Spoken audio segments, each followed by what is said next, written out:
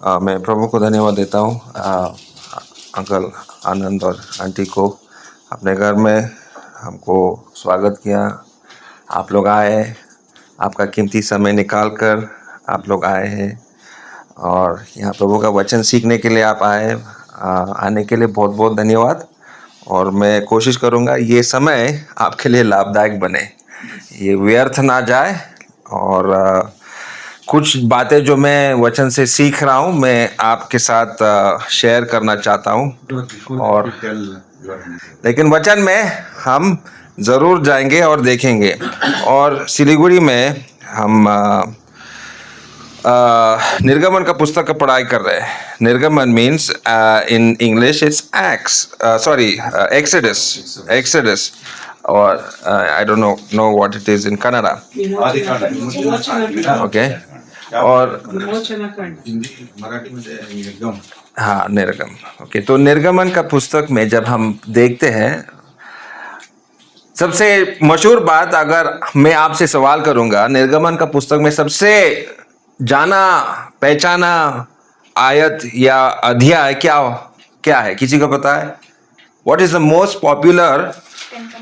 10 commandments. Very good. Please clap for her.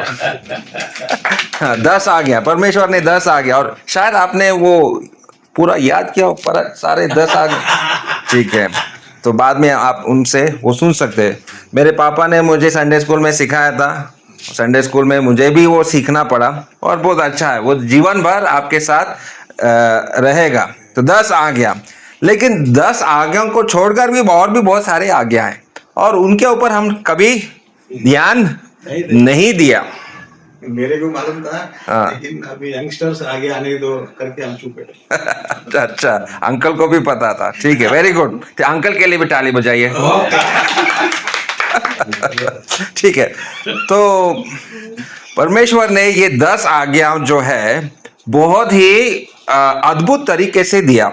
और वो 10 आज्ञाओं के बारे में अगर आप पूछेंगे क्या अद्भुत बात है, क्या अद्भुत चीज है उस 10 आज्ञाओं के बारे में और क्यों ये बहुत विशेष है, Why is it very special? तू मुझे छोड़ दूसरों को। ठीक है, वो पहला आज्ञा है, लेकिन ये दूसरे आज्ञाओं से अलग क्यों है? क्योंकि परमेश्वर ने इसको अपने उंगली से लिखा। ये एकमात्र ऐसा अध्याय है जो परमेश्वर ने अपने उंगली से लिखा है। लेकिन इसका मतलब ये नहीं कि बाकी के आज्ञाओं को हम लोग भूल जाएं। तो मैं बाकी के आज्ञाओं के बारे में भी कुछ बताना चाहता हूं। और उन आज्ञाओं को जब हम देखेंगे, उन आज्ञाओं के ऊपर जब थोड़ा सा मनन करेंगे, हमको परमेश्वर का चरित्र को भी हमको समझ में आता है। There are very special characters of God. और परमेश्वर के गुण क्या है वो हमको जानना चाहिए। और क्या वो गुण जो परमेश्वर के अंदर है क्या मेरे अंदर पाया जा रहा है?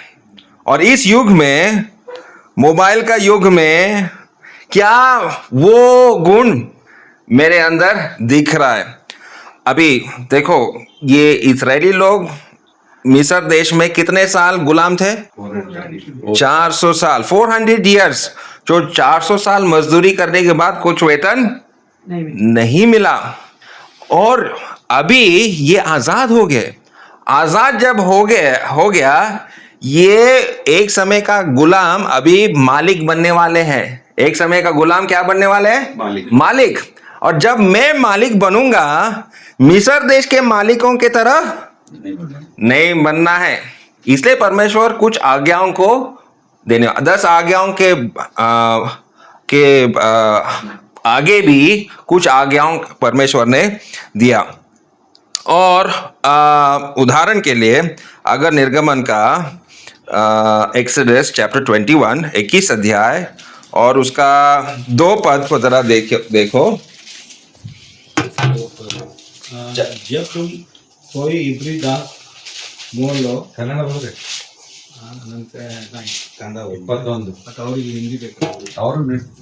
नहीं, you can read. You read in your own language, no problem. तब वह 6 वर्ष तक सेवा करता रहे और 7वें वर्ष स्वतंत्र होकर सेंट में चला गए। देखो, अभी मालिक तुम बन गया।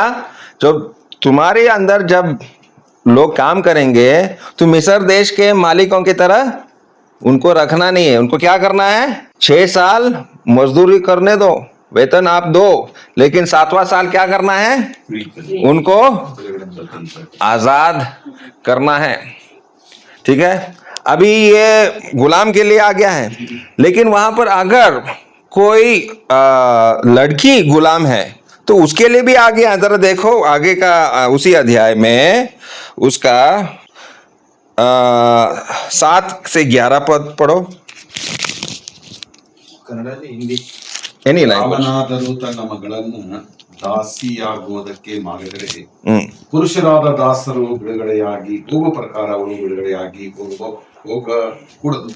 ಅವಳನ್ನು ಕತ್ತು ಮಾಡಿಕೊಂಡ ಯಜಮಾನನಿಗೆ ಅವಳಲ್ಲಿ ಇಷ್ಟವಿಲ್ಲದೆ ಹೋದರೆ ಬಿಡಿಸುವುದಕ್ಕೆ ಅವಳಿಗೆ ಅನುಕೂಲ ಕೊಡಬೇಕು. ಅವನು ಪಟ್ಟ ಮಾತನ್ನು ತಪ್ಪಿದವನಾದ್ದರಿಂದ ಅನ್ಯ ಜನರಿಗೆ ಅವಳನ್ನ ಮಾರುವುದಕ್ಕೆ ಅವನಿಗೆ ಅಧಿಕಾರವಿಲ್ಲ.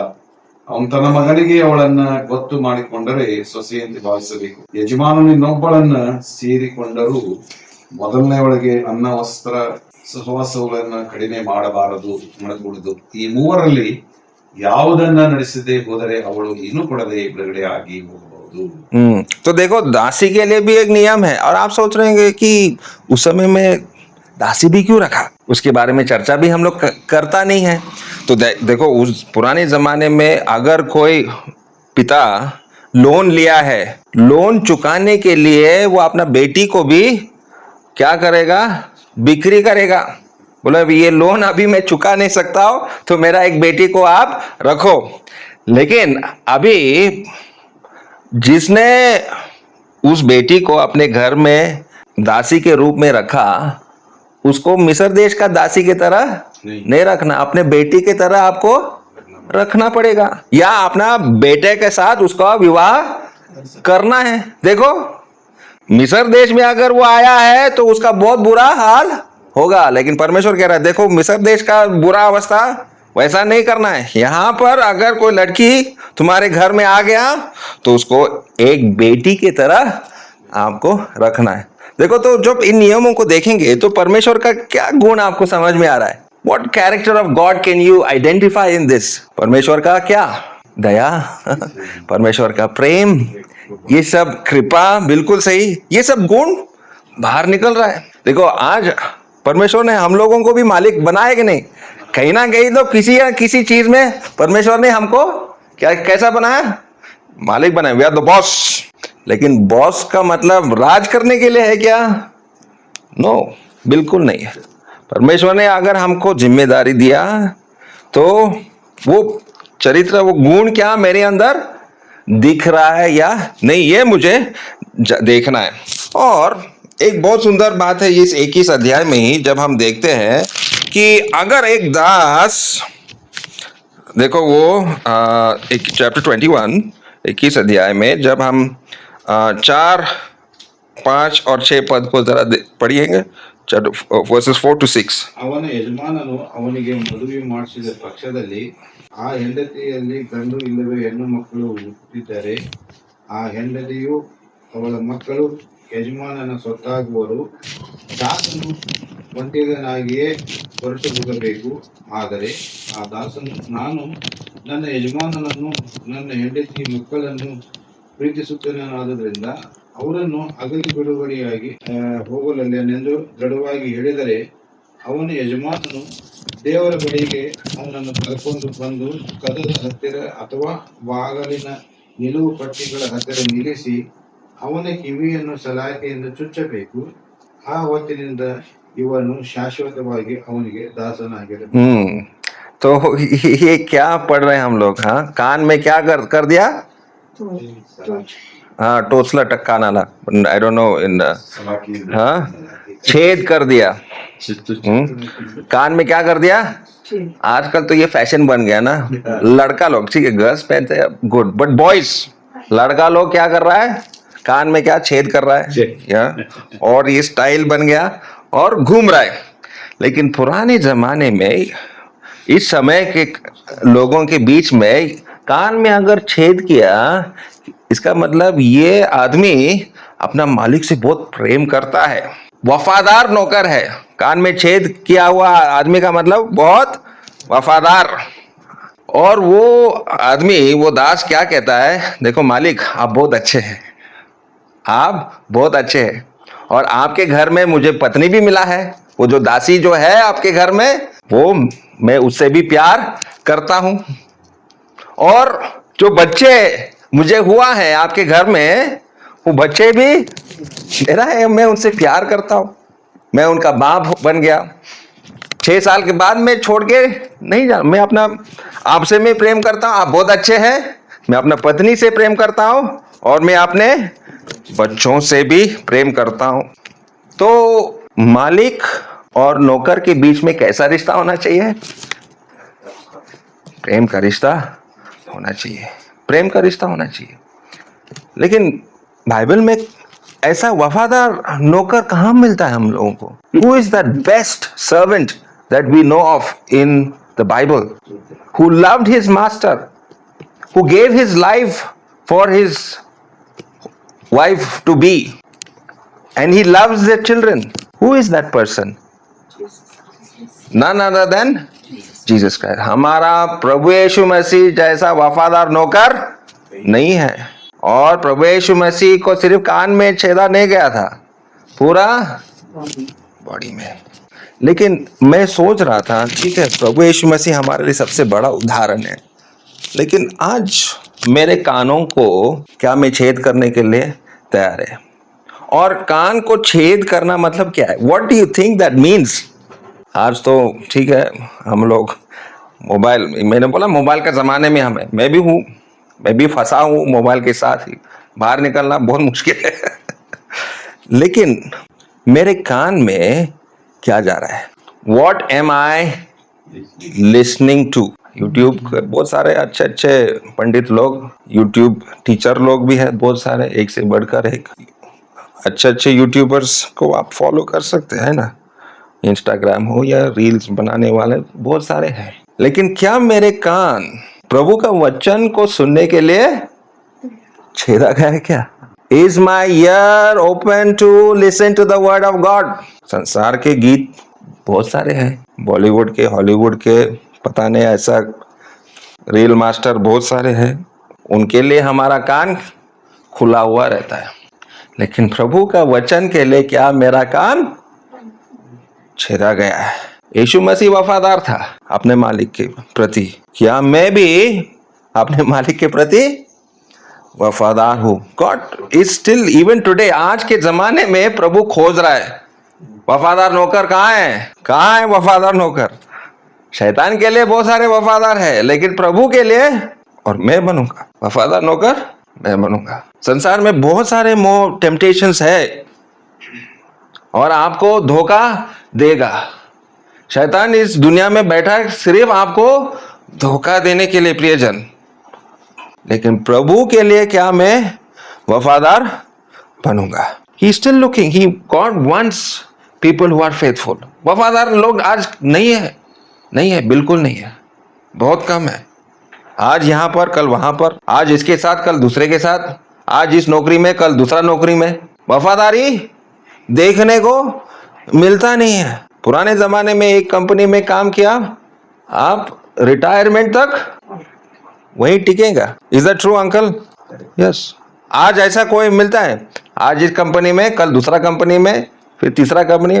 वफादारी नाम का कोई चीज नहीं, कीमत ही नहीं है। प्रभु के लिए हमको वफादार बनना चाहिए, and that character needs to be found in you. आपके अंदर ये वफादारी का गुण आना चाहिए। प्रभु के लिए मैं वफादार बनूंगा। ओके, तो ये था कुछ गुण, और भी कुछ है, हम लोग आगे देखेंगे। अभी 21 अध्याय का 24 पद, चैप्टर 21 वर्स 24, क्या है वहां पर? 24 to 26 पढ़ेंगे। ಕಣ್ಣಿಗೆ ಕಣ್ಣು, ಹಲ್ಲಿಗೆ ಹಲ್ಲು, ಕೈಗೆ ಕೈ, ಕಾಲಿಗೆ ಕಾಲು, ಬರೆಗೆ ಬರೆ, ಗಾಯಕ್ಕೆ ಗಾಯ, ಏಟಿಗೆ ಏಟು, ಈ ಮೇರೆಗೆ ಪ್ರತಿದಂಡನೆಯಾಗಬೇಕು. ಯಾವನಾದರೂ ತನ್ನ ದಾಸನ ಅಥವಾ ದಾಸಿಯ करेक्ट सही है ದಾಸಿಯ ಕಣ್ಣನ್ನು ಹೊಡೆದು ನಷ್ಟಪಡಿಸಿದರೆ ಅದಕ್ಕಾಗಿ ಆ ದಾಸನನ್ನು ಬಿಡುಗಡೆಯಾಗಿ ಹೋಗಗೊಳಿಸಬೇಕು. आंख के लिए आंख और क्या हाथ के लिए हाथ दांत के लिए दांत गाय की गाय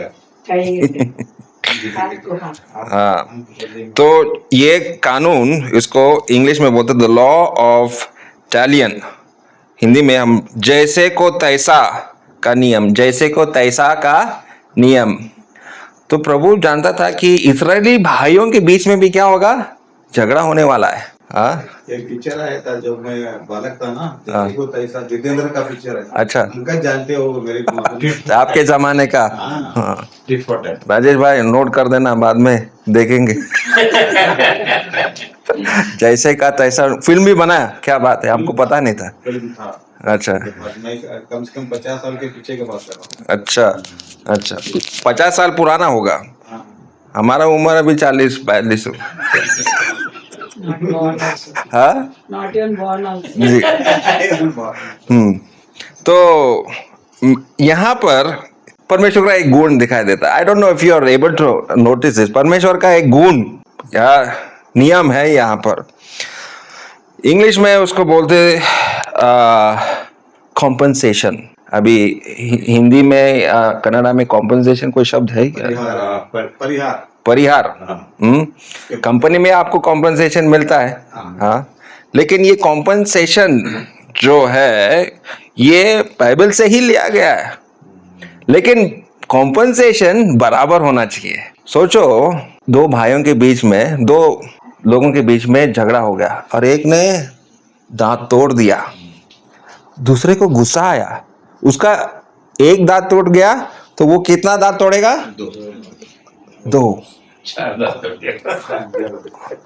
कभी कभी सिर्फ दांत के वजह से वो खून करने के लिए भी तैयार होगा और ये कुछ कभी कभी मैं अभी हम भी सोशल मीडिया पे हैं ऐसा नहीं कि हम एंटी सोशल मीडिया है मैं भी देखता हूँ रील्स कभी कभी देखता हूँ और वहाँ पर कभी कभी झगड़े हम देखते हैं और वो एक्सीडेंट मतलब बाइक गाड़ी ने थार गाड़ी को थोड़ा सा स्क्रैच कर दिया तो थार गाड़ी ने क्या कर दिया बाइक वाले को उड़ा ही दिया लेकिन अभी प्रभु का वचन क्या कह रहा है अगर दांत टूटा है तो दांत ही तोड़ना है उससे ज्यादा नहीं आंख टूट गया आंख ही तोड़ना है उससे ज्यादा तो यहां पर परमेश्वर का गुण समझ में आ रहा ना you getting the point right हद से ज्यादा गुस्सा नहीं है यस जस्टिफाइबल योर एंगर ठीक है हम समझ में आ रहा है आपका दांत टूट गया इसलिए आपको गुस्सा आ रहा है ठीक है लेकिन एक दांत टूटने की वजह से सारे दांत को मत तोड़ना जज के पास जाइए जज बोले ठीक है उसका एक दांत तोड़ दो एक ही दांत तोड़ना है ज्यादा नहीं है चुन के only one your anger is justifiable लेकिन ज्यादा हद से ज्यादा नहीं खाली एक ही तो we need to control our anger हमारा गुस्सा को क्या करना है हाँ हिंदी में क्या बोलते हैं जुबान को लगाम हाँ वो लगाम की चीज क्या था पुराने घोड़े में लगाता था ना लगाम को हाँ कंट्रोल इट लेकिन इट इज सैड टुडे पता नहीं क्यों ये रील्स के वजह से हो रहा है सोशल मीडिया के वजह से हो रहा है गुस्सा क्या हो रहा है आउट ऑफ कंट्रोल हो रहा है जरूरत से ज्यादा और जिसके पास वो थार गाड़ी को थारोरिस्ट बोलते हैं थार ड्राइवर को क्या बोलते हैं थारोरिस्ट टेररिस्ट में थारोरिस्ट थार गाड़ी को थार मतलब कहने का मतलब है वो गुस्सा जिसके हाथ में बड़ा गाड़ी है उसका गुस्सा बड़ा होता है इसलिए छोटा गाड़ी गुस्सा भी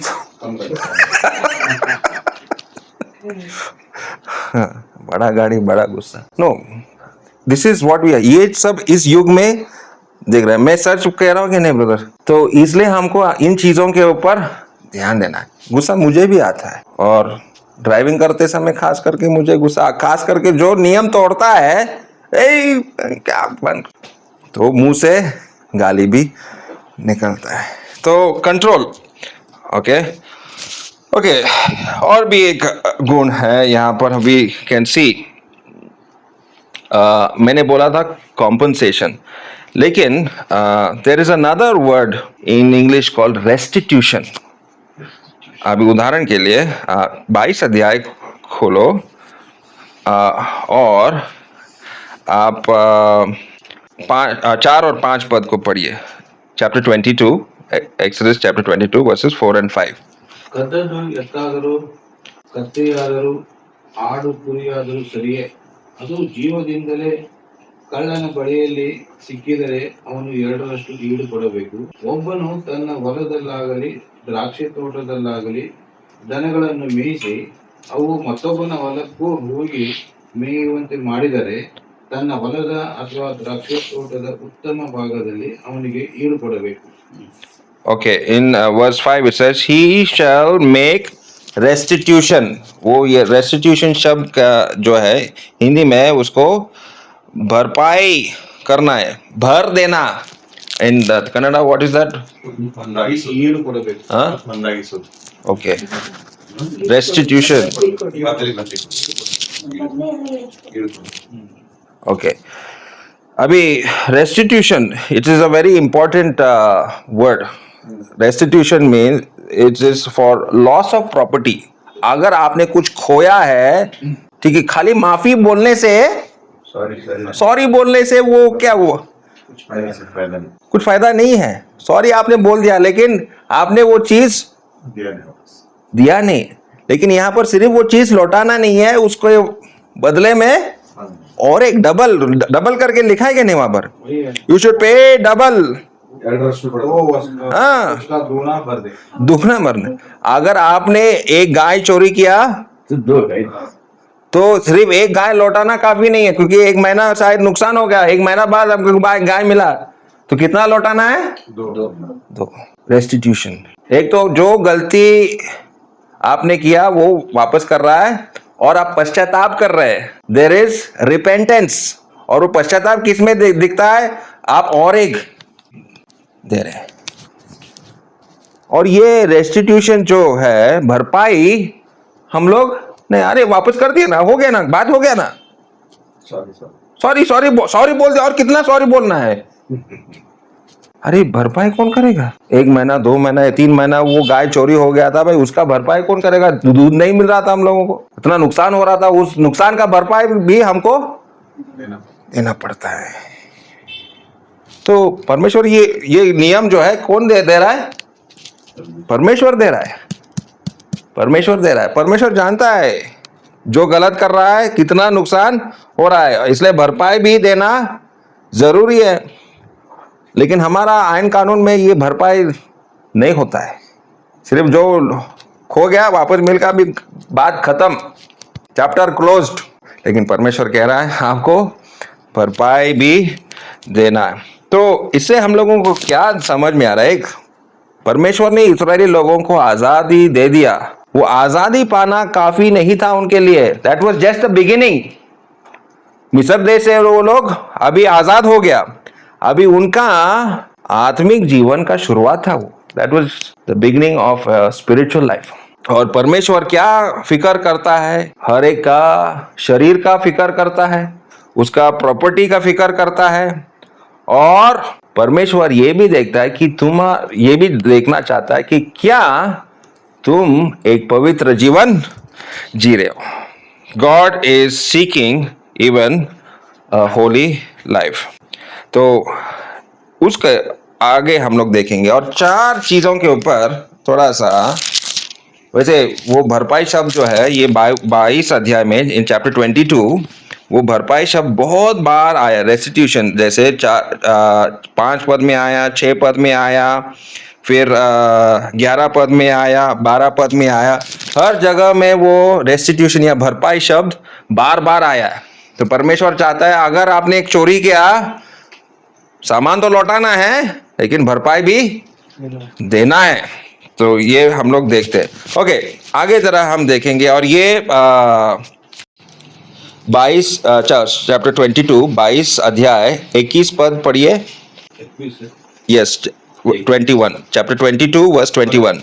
ಪರದೇಶಸ್ಥನಿಗೆ ಅನ್ಯಾಯ ಮಾಡಬಾರದು, हम्म, ಉಪದ್ರವ ಪಡಲೂಬಾರದು. Verse chapter 23 verse 9। या ಪರದೇಶಸ್ಥರಿಗೆ ಉಪದ್ರವ ಕೊಡಬಾರದು. ನೀವು ಐಗುಪ್ತ ದೇಶದಲ್ಲಿ ಪರದೇಶದಲ್ಲಿದ್ದರಷ್ಟೇ ಅಂತವರ ಮನೋವ್ಯತೆಯನ್ನು ತಿಳಿದೇ ಇರುತ್ತೀರಿ. तो परमेश्वर क्या कह रहा है? देखो, तुम लोग भी क्या थे? परदेशी थे। कहां पर तुम लोग परदेशी थे? मिस्र देश में आप लोग परदेशी थे। अभी आप एक देश का मालिक बनने वाले हो, और उस देश में जब आप मालिक बनेंगे, परदेशी जब आपके यहाँ आएंगे तो क्या करना है? परेशान करना है उनको? नहीं। क्या करना है? तुम उनसे कैसे, किस व्यवहार करना है? In English, you shall not wrong, और परदेशी को ना सताना, उपद्रव, हाँ, उपद्रव नहीं देना है, डू नॉट ऑप्रेस, सताना मत उनको। तो अभी यहाँ पर ये कर्नाटक मराठी लोकल जो है, कोई बंगाली आ गया, कोई नॉर्थ इंडियन बिहारी आ गया, हम क्या बोले? "ए, मराठी बोल, ए, कन्नड़ बोल", होगा नहीं। So we need to have a pity, sympathy, को दया हमको दिखाना है। हम यहाँ लोकल है, हम उनके ऊपर दादागिरी, यहाँ तुम कमाने के लिए आया तो यहाँ का लोकल भाषा सीखो, हाँ जल्दी से। हम क्या कर सकते हैं? दादागिरी कर सकते हैं, है कि नहीं? हम यहाँ के दादा लोग हैं, तू बाहर से आया है, तो अभी हम दादा लोग हैं, तू जल्दी से अपना भाषा, हमारा भाषा सीख लो, नहीं तो तुम्हारा बहुत नुकसान होने वाला है। नौकरी नहीं मिलेगा तेरे को, तुम्हारा पगार को हम क्या करेगा? कम करेगा। नहीं, आप लोग नहीं करते, I know you are not like that, none of us are like that, we know. लेकिन हमारे अंदर वो घमंड आ सकता है। तो परमेश्वर क्या कह रहा है? परदेशियों के ऊपर दया दिखाना है। और किसके ऊपर? जरा आगे हम लोग पढ़ेंगे, चैप्टर 22 वर्स 22 to 24। ನಾನು ಕೋಪಿಸಿಕೊಂಡು ನಿಮ್ಮನ್ನು ಶತ್ರುಗಳ ಕತ್ತಿಯಿಂದ ಸಂಹಾರ ಮಾಡಿಸುವೆನು. ನಿಮ್ಮ ಹೆಂಡತಿಯರು ವಿಧವೆಗಳಾಗುವರು, ನಿಮ್ಮ ಮಕ್ಕಳು ದಿಕ್ಕಿಲ್ಲದವರಾಗುವರು. तो किसके ऊपर हमको दया दिखाना है? विधवाओं के ऊपर और अनाथों के ऊपर। पहला तो परदेशी था, अभी विधवाओं के ऊपर और अनाथ बच्चों के ऊपर। और अगर हम नहीं करेंगे, दया नहीं दिखाएंगे, तो वहां पर एक सजा भी है। तो 24 पद में कह रहा है कि तब मेरा क्रोध भड़केगा और मैं तुमको तलवार से मरवाऊंगा, और तुम्हारी पत्नियां विधवा और तुम्हारे बालक अनाथ हो जाएंगे। सजा हमारे ऊपर आ जाएगा अगर इनका फिक्र नहीं करेंगे। ओके, तो परदेशी को, विधवाओं को और अनाथों के ऊपर भी मुझे दया। तो ये गुण, परमेश्वर का गुण जो है दया। दया क्या, मैं दया से ऐसे लोगों को मैं देखता हूं, हाँ बोला, अरे उसको ऐसा ही होना चाहिए था, वो उसका पति बहुत बुरा था, अभी कोई उसको हेल्प नहीं करना चाहिए, ऐसा करना है क्या? नहीं। विधवाओं को आपको दया दिखाना है, क्योंकि परमेश्वर का नजर इन विधवाओं के ऊपर है, ठीक है। और भी लोग हैं जिनके ऊपर हमको दया दिखाना है, और वो 25 पद में किसके ऊपर हमको दया दिखाना है? ನನ್ನ ಜನರಲ್ಲಿ ಒಬ್ಬ ಬಡವನಿಗೆ ನೀನು ಸಾಲ ಕೊಟ್ಟರೆ ಅವನನ್ನು ಸಾಲಗಾರನಂತೆ ನಡೆಸಬಾರದು, ಅವನಿಂದ ಬಡ್ಡಿಯನ್ನು ಕೇಳಬಾರದು. यदि तू मेरी प्रजा में से किसी दीन को जो, दीन लोगों को, किसको? दीन। दीन का मतलब क्या है? गरीब लोग। गरीब लोग। तो बहुत सारे लोग, हमारा भारत देश में ऐसा सोच है, वो लोग गरीब क्यों हैं? क्योंकि हाँ, उन्होंने पाप किया, उसके पूर्व लोगों ने पाप किया, अरे उनका जात ही ऐसा है, इसलिए वो लोग गरीब है। हम उनका पूरा जात को ही क्या कर दे दिया? दोष दे दिया, अरे जग का जात के लोग ही ऐसे, क्या करेगा। नो, परमेश्वर का वचन कह रहा है कि दीन लोगों को भी दया दिखाना जरूरी है। और दीन जो है मतलब ब्याज भी वहां पर हमको बता रहा है, ब्याज भी नहीं लेना चाहिए। और 26 और 27 पर 26 एंड 27 ऑल्सो, यदि तू कभी अपने भाई बंधु के वस्त्र को बंधक करके रख भी ले तो सूर्य के अस्त होने तक उसको लौटा देना। पढ़ना है। बस बस वो अगर वो गरीब आदमी है, हाँ गरीब आदमी का क्या, आपने लोन उसको दिया, वो लोन अभी तक चुकाया नहीं है, तो उसका जैकेट आपने ले लिया, और ठंड का दिन है, जैकेट स्वेटर अगर नहीं पहनेगा तो ठंड लगेगा। तो वहां पर भी आपको दया दिखाना है, परिस्थिति देखना, अरे हाँ लोन तो मेरा चुकाया नहीं, लेकिन ठंड का समय है, ठीक है जैकेट भी उसको रखना है। कानून ये है कि आप वो जैकेट ले सकता है, लेकिन कानून के साथ साथ आपको दया भी दिखाना है, दया दिखाना है। So have a heart of mercy. परमेश्वर यही चाहता है कि हमारा दिल में ये दया आना चाहिए। और इसलिए नया नियम में आइए, अभी नया नियम में हम लोग पढ़ेंगे रोमी 12 अध्याय, Romans chapter 12 versus 19 to 21। Romans chapter 12। इधर तो ऐसा लिखा नहीं, बुराई से बुरा करना ही करना, तो उसको भलाई से जीत यस करके। यस, भलाई से बुराई पर विजय। पढ़िए पढ़िए, will read it and will close. इसका उसी वैसा करना। 19, Romans 12, 19 to 21। हिंदी हाँ। हे प्रियो, अपना बदला न लेना, परंतु परमेश्वर को क्रोध का अवसर दो, क्योंकि लिखा है बदला लेना मेरा काम है, प्रभु कहता है मैं ही बदला दूंगा। परंतु यदि तेरा बैरी भूखा हो तो उसे खाना खिला, यदि प्यास हो तो उसे पानी पिला, क्योंकि ऐसा करने से तो उसके सिर पर आग के अंगारों का ढेर लगाएगा। बुराई से ना हारो, परंतु भलाई से बुराई को जीत लो। और हम क्रिश्चियन लोग, विश्वासी लोग, संसार में बहुत बुराई चल रहा है, इस बुराई के ऊपर हम भी बुरा बनने से जीतेगा क्या? नहीं। वो थेरोरिस्ट के साथ भी मैं भी अपना स्कूटी लेकर उसको भी मैं धक्का मारूंगा। नो नो, हम लोगों को भलाई से ही उनके ऊपर जीत सकता है। बोलने में बहुत आसान है, हम तो बोल रहा हूँ, लेकिन कल मैं गाड़ी लेकर वापस जा रहा हूँ, मुझे भी भलाई से ही गाड़ी चलाना है। तो प्रभु हमें सहायता करे भलाई का जीवन जीने के लिए, to live a good life. और ये तभी संभव है जब हमारा डेली प्रभु यीशु मसीह के साथ मेरा रिश्ता है। प्रभु यीशु मसीह का क्रूस का मृत्यु को याद करने से, डेली हम याद करने से, प्रभु यीशु मसीह का नज़दीक का रिश्ता होने से ही इस भलाई के साथ बुराई के ऊपर हम लोग जीत सकते हैं। चलो, तो मैं यहीं पर ख़त्म करता हूँ। सुनने के लिए बहुत बहुत धन्यवाद।